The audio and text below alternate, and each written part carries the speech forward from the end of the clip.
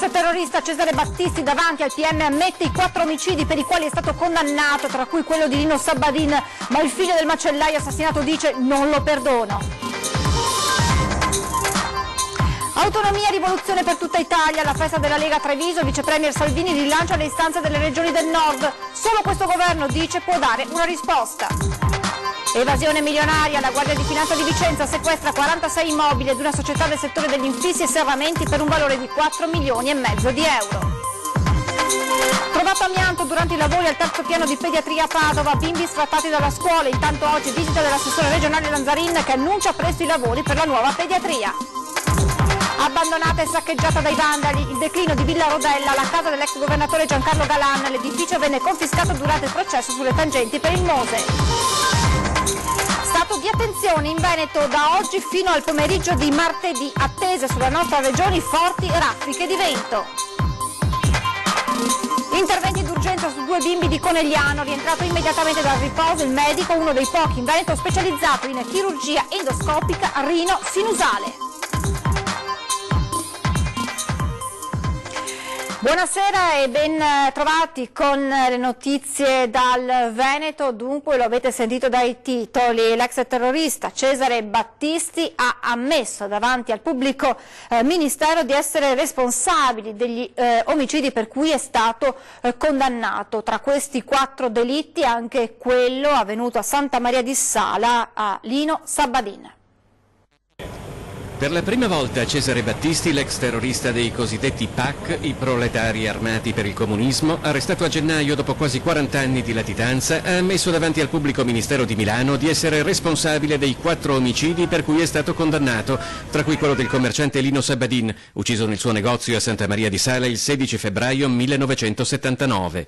Mi rendo conto del male che ho fatto e chiedo scusa ai familiari, ha detto Battisti. Alberto Nobili, il responsabile dell'antiterrorismo che ha condotto l'interrogatorio, ha dichiarato che per l'ex terrorista all'epoca si trattava di guerra civile e insurrezione armata contro lo Stato, ma che adesso si rende conto della follia di quegli anni di piombo.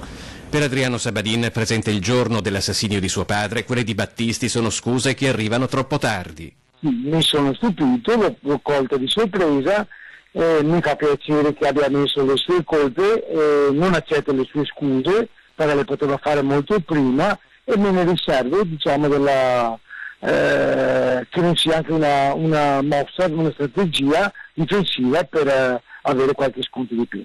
Cesare Battisti non ha comunque voluto collaborare e non ha chiamato in causa altre persone e quindi tecnicamente non è un pentito, ha solo ritenuto di fare chiarezza dando un giudizio critico del suo passato. Non cambia niente, diciamo che è una cosa morale che ci fa piacere, perché si riteneva innocente, si riteneva non responsabile, e invece adesso ha dichiarato la propria responsabilità.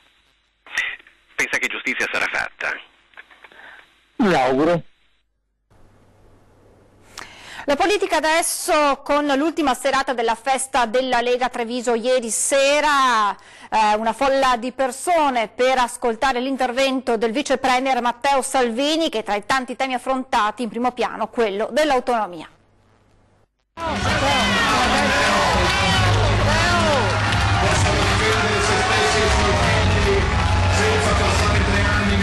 Oltre 2000 persone dentro e fuori il tendone in Prato Fiera accolgono il ministro dell'Interno Matteo Salvini che sul palco non può non affrontare come primo tema quello dell'autonomia. Ma il bello deve ancora venire e il bello sarà quando metteremo il primo storico mattone per la casa dell'autonomia che sarà la rivoluzione per tutto il nostro paese. L'autonomia servirà a fare pulizia.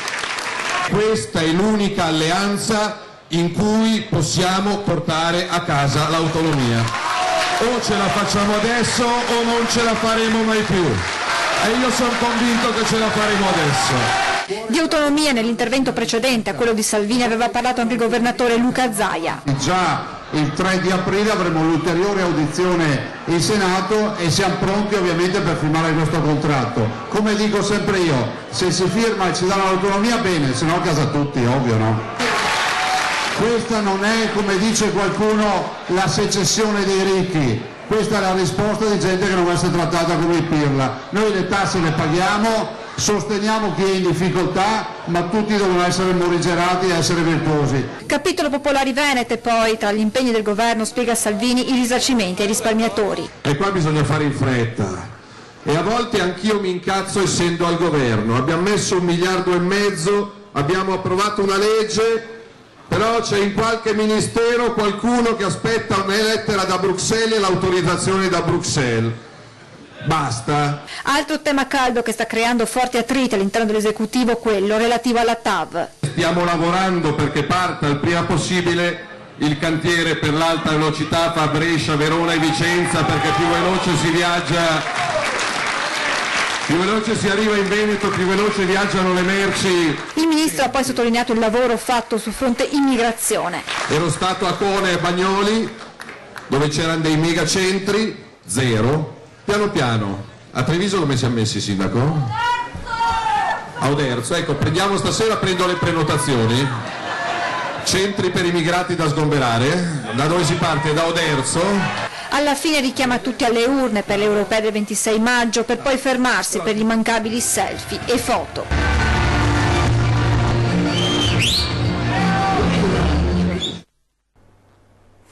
Il ministro Salvini è tornato a parlare di autonomia. Oggi a Milano ha detto il percorso inizierà prima delle elezioni europee. Soddisfatto il governatore Zaia, che ha detto: sono grato al vicepresidente del Consiglio per aver assicurato che l'inizio del percorso dell'autonomia sarà concretizzato prima delle elezioni. È la conferma della volontà di andare avanti con un progetto voluto dai veneti ma ormai condiviso da moltissimi italiani. La cronaca con un'evasione milionaria scoperta dalla Guardia di Finanza di Vicenza, che ha sequestrato 46 immobili ad una società del settore degli infissi e dei serramenti per un valore di 4,5 milioni di euro. Vicenza, evasione milionaria. La Guardia di Finanza sequestra beni immobili ad una società svizzera ma operante nella provincia Berica nel settore della produzione di serramenti ed infissi in PVC per un valore di 4,5 milioni di euro. 46 gli edifici appartamenti, case vacanze, ristoranti e persino posti barca lungo la riviera romagnola e del Lago Maggiore intestati a società schermo, che sono stati posti sotto sequestro preventivo dalle Fiamme Gialle, oltre a disponibilità finanziarie in conti bancari fino al raggiungimento della somma oggetto della misura cautelare. La società di diritto svizzero controllava la totalità del capitale sociale della società sottoposta a indagini e i due amministratori avevano posto in essere alcuni schermi societari che erano titolari fittiziamente degli immobili, ma di fatto erano riconducibili a questi amministratori. Due gli amministratori susseguitisi alla guida della società di capitali, un Bolzanino di 67 anni e una vicentina di 53, segnalate alla Procura della Repubblica di Vicenza per violazione alla norma penale tributaria relativa all'omesso versamento dell'IVA dovuta per gli anni dal 2010 al 2014 e per il 2016.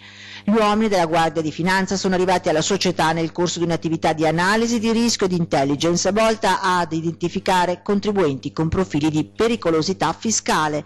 È così che attraverso l'esame della documentazione e dei supporti informatici si sono ricostruiti gli omessi versamenti di imposta sul valore aggiunto. Dopo l'accoltellamento di qualche settimana fa, ancora attimi di tensione in Piazzale Roma a Venezia. Erano circa le 23:30 quando sabato sera una pattuglia delle volanti inviata dalla sala operativa della Questura è giunta in Piazzale Roma perché un veneziano di 25 anni con numerosi precedenti penali a carico stava minacciando i passanti brandendo un coltello. Gli agenti hanno notato in corrispondenza della fermata 1 ACTV il ragazzo che era bloccato a terra da due militari che a loro volta hanno raccontato ai poliziotti di essere stati avvicinati da un uomo che aveva segnalato la presenza del 25enne armato di coltello che urlava contro i presenti. A quel punto hanno deciso di intervenire disarmandolo e bloccandolo a terra fino all'arrivo della polizia.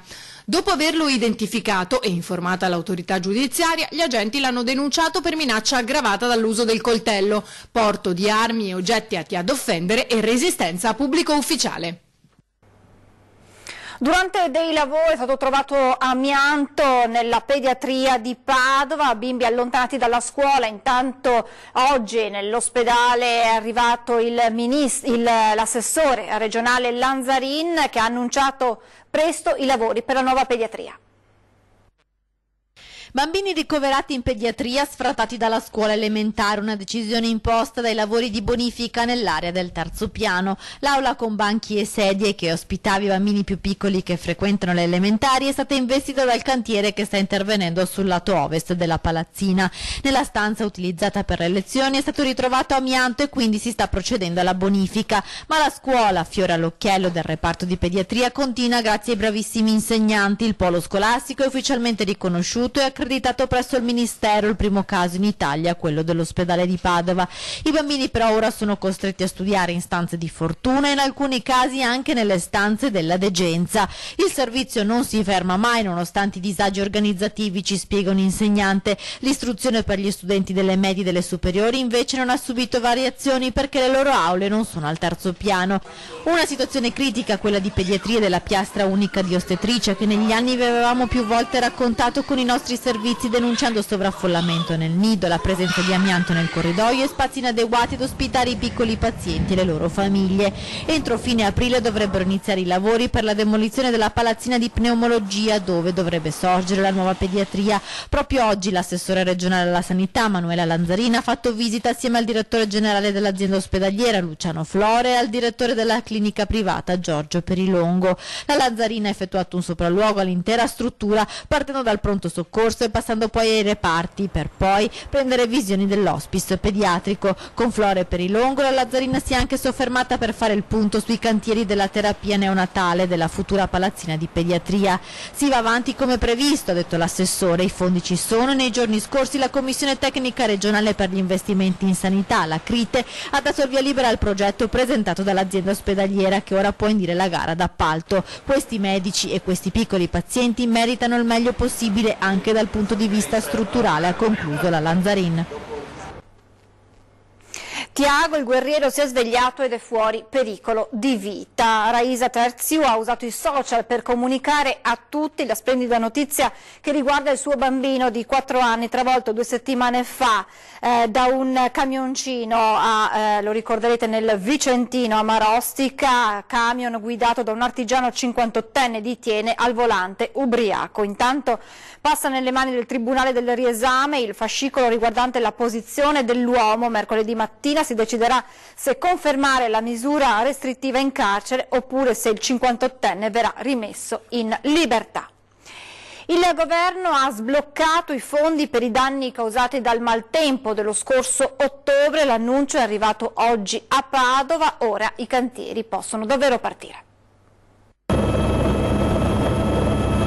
Il governo aveva già destinato al Veneto 1 miliardo di euro per i danni che il maltempo ha causato a fine ottobre 2018. Ora si tratta di ripristinare il territorio. 215 cantieri già attivati, altri 350 partiranno grazie allo sblocco dei fondi, annunciato dal capo dipartimento della Protezione Civile Nazionale Angelo Borrelli davanti agli addetti ai lavori, università, vigili del fuoco e protezione civile regionale all'Orto Botanico di Padova. Il governo ha chiesto l'elenco delle opere, cioè come il Veneto intende spendere questi soldi, e il governatore Luca Zaia ha presentato il piano una settimana fa. In giro di pochi giorni il Dipartimento oggi ha annunciato, a voce del capo Dipartimento Borrelli, che ha approvato il piano del commissario Zaia, quindi da questo momento possiamo attivare tutti i 350 nuovi cantieri che abbiamo intenzione di far partire prima dell'estate. Veneto come esempio da esportare in Italia e in Europa: prevenzione, analisi dei rischi, protocolli per prendere le decisioni giuste in fretta, regione e università unite insomma dai risultati scientifici. Il capo Dipartimento della Protezione Civile Nazionale ha detto che il Veneto ha dimostrato di essere un'eccellenza, anzi è molto interessato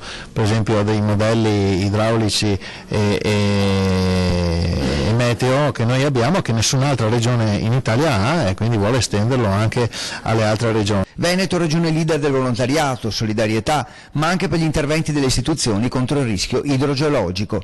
Opere di prevenzione, abbiamo investito 866 milioni di euro in questi ultimi anni e si sono visti i risultati. Nel 2010 ci sono stati ben 32 punti in cui si sono rotti gli argini, questa volta invece non è successo. Infine un sistema di previsioni del tempo messo a punto da ARPAV e università, unico in Italia e in Europa, un modello per tutti. Sono passati ormai 100 giorni e ancora nessuna notizia di Luca Tacchetto e della sua amica canadese scomparsi mentre stavano attraversando in auto il Burkina Faso. 100 giorni di apprensione e ancora nessuna notizia di Luca Tacchetto e la sua amica Edith Blaise, scomparsi nel nulla il 15 dicembre in Burkina Faso. Che cos'è accaduto al giovane architetto padovano e alla sua compagna di viaggio canadese? Ancora nessuna risposta. 100 giorni fa l'ultimo contatto tra Luca e il padre Nunzio Tacchetto, ex sindaco di Vigonza. Un messaggio WhatsApp mentre si trovava in una delle città più grandi dello Stato africano. L'architetto trentenne era partito a novembre in auto, aveva attraversato Francia, Spagna, Marocco, Mauritania, a Mali per arrivare in Burkina Faso per portare aiuti e poi diretto verso il Togo, dove insieme ad Edith avrebbe dovuto lavorare come volontario in un progetto di ecosostenibilità, ma qui non sono mai arrivati, svaniti nel nulla. La Procura di Roma ha aperto un fascicolo con l'ipotesi di sequestro di persone e in questi mesi ha preso corpo la pista di un rapimento di matrice jihadista. I servizi segreti sono al lavoro. Dalla famiglia Tacchetto nessuna dichiarazione, sono chiusi nel silenzio in attesa di notizie. Abbandonata, saccheggiata dai vandali, il lento declino di Villa Rodella, la casa dell'ex governatore Giancarlo Galan. La struttura venne confiscata durante il processo sulle tangenti per il Mose.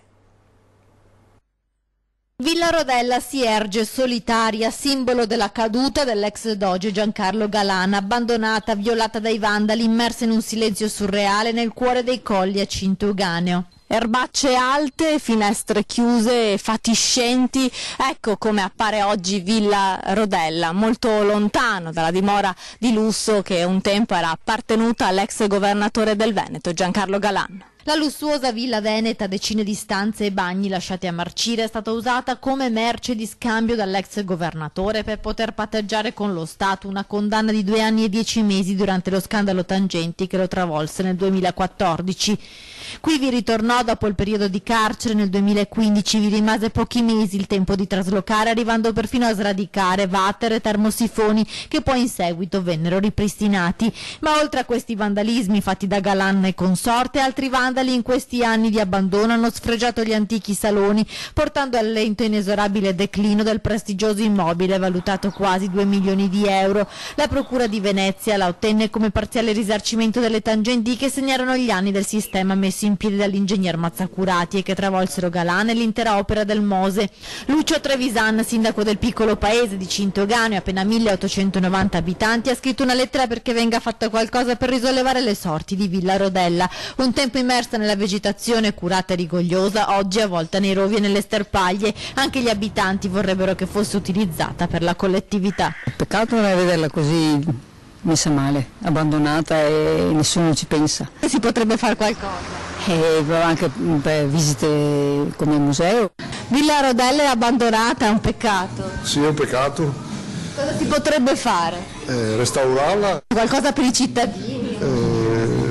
Sì, anche per i bambini, qualcosa per i bambini, mettere gli animali lì, qualche asinello. So quello che mi viene in mente subito. Potrebbe diventare un centro anziani, un asilo per bambini, un centro di gioco, tante cose che qua non c'è. Adesso ci fermiamo per qualche istante di pubblicità, tra poco.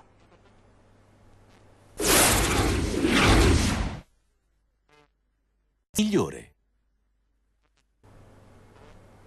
Di nuovo in diretta per raccontarvi di 2 interventi d'urgenza su altrettanti bambini di Conegliano, interventi eseguiti da Massimo Sonego, uno rientrato immediatamente dal riposo. Il medico, infatti, è uno dei pochi in Veneto specializzato in chirurgia endoscopica rino-sinusale. Operati d'urgenza a causa di gravi complicanze della sinusite. I 2 bambini di 8 e 12 anni sono arrivati al Cafoncello dalla pediatria di Conegliano. Immediatamente rientrato dal giorno di riposo, uno dei pochi specialisti in grado di effettuare questo tipo di interventi, Massimo Sonego. Abbiamo avuto un intervento in neurochirurgia perché il bambino di 8 anni aveva un ascesso cerebrale come complicazione e quindi lo hanno operato con molta bravura i neurochirurghi. Abbiamo fatto anche fatica ad organizzarci perché ovviamente sono urgenze, le sedute operatorie sono già tutte occupate ovviamente e quindi non è stato neanche facile. Il bambino, quando è arrivato a Treviso, aveva continue crisi epilettiche e un'iniziale emiparalisi. I deficit neurologici ora sembrano superati. La piccola di 12 anni invece, a causa sempre della complicanza di una sinusite, aveva sviluppato un ascesso intraorbitario. Nelle bambine era insorta una paralisi dell'occhio che risultava immobilizzato e sporgente in modo abnorme. 2 interventi che hanno salvato i piccoli. Dottor Sonego, come stanno intanto i bambini? Fortunatamente stanno bene, sono molto migliorati e il pericolo è sicuramente passato. La sinusite è una patologia fastidiosa ma generalmente non grave, tuttavia può dare una serie di complicazioni. Queste complicazioni sono molto veloci nell'instaurarsi e non è facile prevenirle. Anche l'utilizzo generoso degli antibiotici va semmai sconsigliato, perché neppure quello è in grado spesso di prevenire delle complicanze di questo tipo. Quindi purtroppo bisogna seguire il bambino che sta male con attenzione, ma non c'è modo di prevenire una complicanza del genere. Fortunatamente i bambini, con grande soddisfazione dell'intero personale medico e infermieristico, stanno bene. Credo sia doveroso cogliere questa occasione, ha spiegato il direttore generale dell'ULSS 2 Francesco Benazzi, per sottolineare il livello della sanità veneta e le qualità umane, oltre che professionali, del nostro personale. In riferimento alla situazione meteorologica attesa sul territorio regionale, il centro funzionale decentrato al fine di garantire un monitoraggio costante della situazione e la massima prontezza operativa del sistema regionale di protezione civile dichiara per forte vento su tutta la regione la fase operativa di attenzione fino alle 14 di domani, martedì 26 marzo. E anche questa sera vi diamo buone notizie sulla corsa di solidarietà per aiutare il piccolo Joe. Joe non solo calciatore ma anche piccolo pirata con la sua crestina. Eccolo in braccio a uno degli attori della compagnia Magia dei Colori, il gruppo che ha portato in scena a Curtarolo uno spettacolo frizzante e gioioso il cui ricavato è destinato alla raccolta fondi per raggiungere la quota necessaria a sottoporre il bimbo di Piazzola all'operazione in Florida, l'unica alternativa, lo ricordiamo, all'amputazione della gambina destra. Servono, ormai lo sapete bene, 400.000 euro, 230.000 la quota raggiunta oggi, e non si fermano le iniziative di solidarietà, accanto alla generosità infinita di voi telespettatori che avete accolto l'appello che mamma Erika ha lanciato attraverso le nostre telecamere e che il gruppo Media Nord-Est ha subito sostenuto. In programma pranzi, cene comunitarie per dare il meglio al piccolo Giovanni nel pieno senso dell'essere comunità, della condivisione, dell'aiuto vero, concreto, disinteressato al prossimo.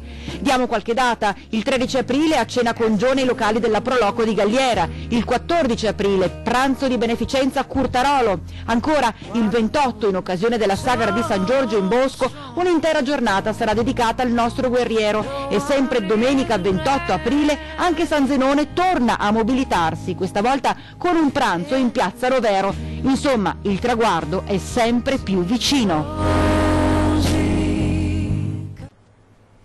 Vi ricordo l'appuntamento con 20:10, si parlerà di legalità e mafia in Veneto insieme a Cinzia Bonan, segretario generale della CISL Treviso Belluno, e a Francesco Ru, segretario generale della Filca CISL Veneto. Poi a seguire alle 21:15 torna come ogni lunedì Ring, la politica alle corde. In studio Simone Scarabel del Movimento 5 Stelle, Giacomo Nilandi, sostenitore Nave Mediterranea, e ancora Andrea Zanoni del Partito Democratico e Alberto Villanova della Lega.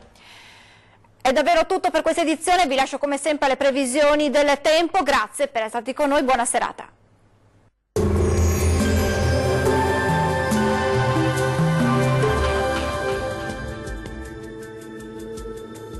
Ben ritrovati al meteo. Sarà ancora il bel tempo ad essere protagonista sulle nostre regioni, l'alta pressione si mantiene dunque salda. Nel dettaglio possiamo vedere che sul Veneto sarà una splendida giornata soleggiata ovunque, il cielo si presenterà sereno o al massimo con presenza di poche nubi a carattere sparso. Temperature minime tra 1 e 8 gradi, massime in lieve calo comprese tra 13 e 16 gradi circa. Bel tempo anche sul Friuli Venezia Giulia, anche in questo caso sarà una splendida giornata all'insegna del sole e il cielo sarà sereno o poco nuvoloso su tutte le province. Temperature minime tra 5 e 8 gradi, massime in lieve diminuzione tra 14 e 15 gradi. Situazione pressoché identica sul Trentino Alto Adige, anche sulla nostra regione, infatti splenderà il sole, il cielo sarà al massimo poco nuvoloso su tutti i settori. Temperature minime tra 2 e 3 gradi, massime comprese tra 15 e 16 gradi. Bene, dal meteo per ora è tutto, arrivederci al prossimo aggiornamento.